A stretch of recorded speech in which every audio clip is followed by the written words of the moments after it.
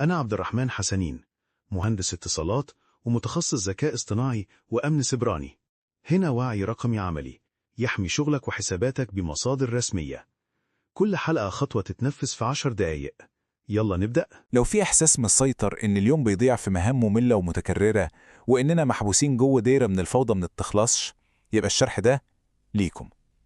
النهاردة هنبني مع بعض خطوة بخطوة نظام آلي يشتغل بالنيابة عننا ويحول الفوضى دي لنظام دقيق ومنظم. يلا بينا نبدأ. كل يوم بنصحى نلاقي نفسنا بنغرق في نفس المهام، رد على إيميلات شبه بعضها، إدخال بيانات بشكل يدوي، متابعة العملاء. السؤال المهم هنا، مش ده استنزاف واضح ومباشر لطاقتنا وأغلى حاجة عندنا وهي وقتنا؟ طيب الحل أبسط بكتير مما نتخيل. خليكم معانا عشان هنشرح بالظبط خطوة بخطوة إزاي أي حد فينا يقدر يبني النظام ده بنفسه. والأهم من كل ده استنوا للآخر لأننا محضرين هدية عملية وقوية جدا هتكون هي الأداة اللي هتساعدكم تطبقوا كل كلمة هنقولها النهاردة.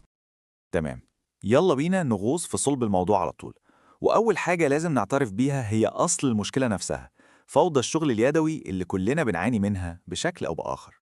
السلايد دي بتلخص المأساة اليومية بتاعتنا، ما بين الرد على إيميلات تقريبا هي وإدخال بيانات نسبة الخطأ فيها واردة جدا، ومتابعة العملاء اللي بتاخد وقت ومجهود ذهني رهيب، والتنقل بين شيتات الإكسل اللي بتخلصش، وإعادة نشر المحتوى على منصات مختلفة. اليوم بيخلص وإحنا طاقتنا خلصت في حاجات كان ممكن بتتعملش مننا أصلا. لكن لكل مشكلة حل، وهنا بقى بيظهر بطل القصة بتاعتنا، الأتمتة أو الأنظمة الآلية. هي دي اللي هتحول كل الفوضى دي لنظام متكامل وشغال لوحده زي الساعة. بصوا بقى المقارنة الواضحة دي عشان الصورة تكتمل. في ناحية عندنا الشغل اليدوي المليان أخطاء اللي بيسرق مننا الوقت ومحتاج تركيزنا طول اليوم، وفي الناحية التانية خالص عندنا نظام الآلي اللي بيتميز بالدقة المتناهية، بيوفر وقت ضخم، شغال 24 ساعة في اليوم من غير أي إشراف، والأهم من كل ده إنه بيحرر طاقتنا الذهنية عشان نركز في الشغل المهم بجد، الشغل اللي بيعمل فرق. طيب ممكن حد يفكر إن الموضوع ده معقد أو محتاج خبرة تقنية عالية، لكن الحقيقة لا خالص. الموضوع كله نقدر نلخصه في نظام بسيط جدا بيتكون من 3 خطوات بس. شوفوا معايا المثال العملي البسيط ده. تخيلوا عميل ملا فورم على جوجل فورمز، دي الخطوة الأولى. بمجرد ما يدوس على زرار إرسال، كل بياناته بتتسجل أوتوماتيك في قاعدة بيانات زي جوجل شيتس أو نوشن مثلا، ودي الخطوة التانية.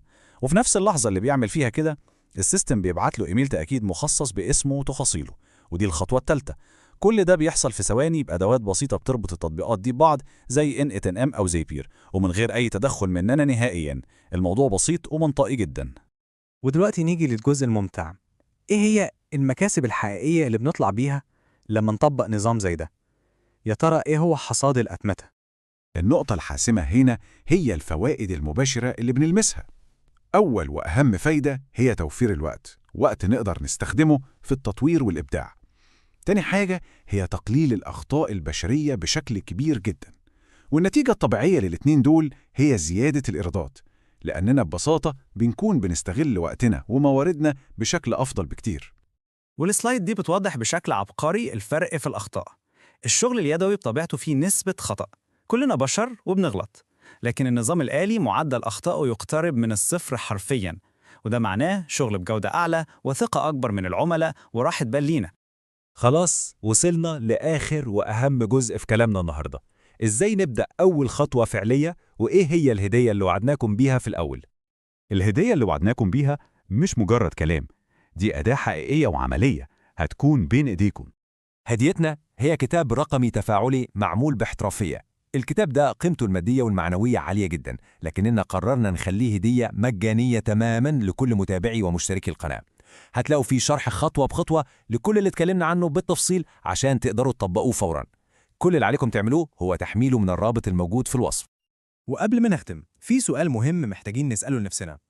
إيه هي أهم مهمة متكررة في شغلنا لو حولناها لنظام آلي هتغير حياتنا للأحسن؟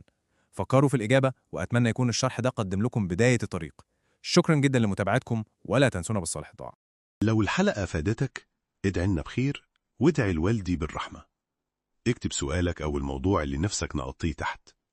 المصادر والخطوات في الوصف. اشترك وفعل الجرس، ونشوفك في الحلقة الجاية.